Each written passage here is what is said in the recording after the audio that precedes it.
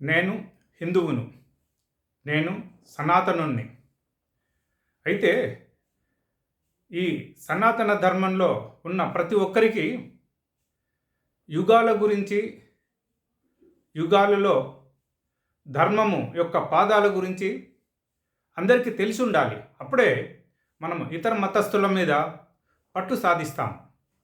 మనకు పట్టు రావాలి అంటే ఆ యుగాలు 4 యుగాలని కృతయుగం, త్రేతాయుగం, ద్వాపర యుగం, కలియుగం అని మనకు తెలిసి ఉండాలి.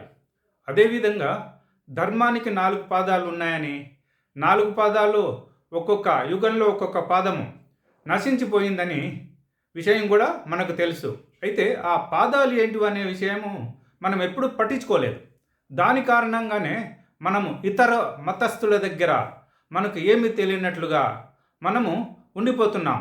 ఆ 4 పాదాలు, ఒకటి సత్యము, రెండవది శౌచం అంటే పరిశుభ్రత, మూడవది తపస్సు, నాలుగో పదము దయ. మూడో పదము తపస్సు, కానీ మనము గూగుల్లో సెర్చ్ చేస్తే దానం అని వస్తుంది. కానీ అది నా ఉద్దేశంలో, నా అభిప్రాయం ప్రకారము అక్కడ దానం కాదు, తపస్సు ఉండాలి. ఎందుకంటే ఇప్పుడు తపస్సు చేసేవాళ్ళు చాలా తక్కువ మంది ఉన్నారు. అదేవిధంగా దయ చూపించే వాళ్ళు కూడా తక్కువ ఉన్నారు. ఇక పరిశుభ్రంగా ఉండేవాళ్ళు అంటే మనస వాచ కర్మన పరిశుభ్రంగా ఉండాలి.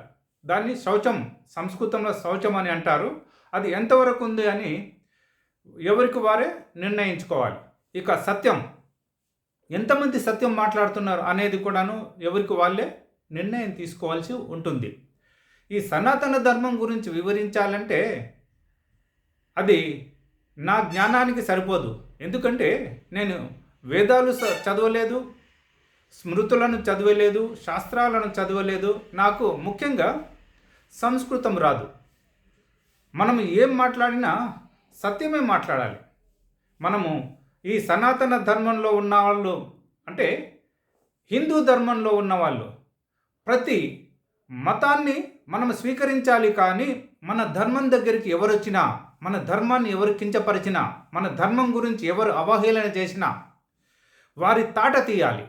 ఎందుకు తాట తీయాలంటున్నా అంటే ఆ మూర్ఖులకు ఈ హిందూ ధర్మం గురించి తెలియదు. నిజానికి ఆ వాళ్ళు రాక్షస వంశానికి సంబంధించిన వాళ్ళుగా మనం భావించాలి. వాళ్లకు ఇతరుల మీద దయ ఉండదు, క్షమ ఉండదు, ధర్మం అంటే తెలియదు, న్యాయం అంటే తెలియదు, ప్రేమ అంటే కూడా తెలియదు, జ్ఞానం అసలు ఉండదు ఆ విధవలకు. ఇక అంకితభావము, ధైర్యము, ఈ 2 విషయాలలో వాళ్ళు అధర్మం చేయనీకి మాత్రము ఈ ధైర్యాన్ని, అంకితభావాన్ని ఉపయోగించుకుంటారు. అయితే మనం ఇప్పుడు చేయవలసింది ఏంటంటే మన హిందూ ధర్మాన్ని మనం కాపాడుకోవాలంటే మన దగ్గరికి ఎవరు వచ్చినా మనము ధైర్యంగా వాళ్ళని ఎదుర్కోవాలి. కొదమసింహంలా మనము వాళ్ళ మీద న్యాయబద్ధంగా విజయం పొందాలి. కావున నేను ఈ హిందూ ధర్మంలో ఉన్న వాళ్ళకు చెప్పేది ఒకటే, మన ధర్మం దగ్గరికి ఎవరు వచ్చినా మనము ఓపికతో, సహనంతో ఉండకూడదు. వాళ్ళను తరిమి తరిమి కొట్టేంత ధైర్య సాహసాలను మనం ప్రవర్తించాలి. మనము పట్టుదలతో ఉండాలి. మనము సత్యాన్ని మాట్లాడాలి. మనము పరిశుభ్రంగా ఉండాలి. మనము తపస్సుతో కూడిన మనస్కులమై ఉండాలి. దయ కలిగి ఉండాలి. అదే సమయంలో ధర్మాన్ని రక్షించేందుకు అధర్మం చేసినా తప్పు లేదు. కాబట్టి ఈ అధర్మ పరులను అధర్మంగానే మనము ఎదుర్కోవాలి. కావున ప్రతి హిందువుకు నేను చెప్పేది ఒకటే, ఇక అన్య మతస్థులను మనం ఎదిరించక తప్పదు, మన హిందూ ధర్మాన్ని కాపాడుకోక తప్పదు అని చెప్తూ ముగిస్తున్నాను. జై భారత్ మాతా.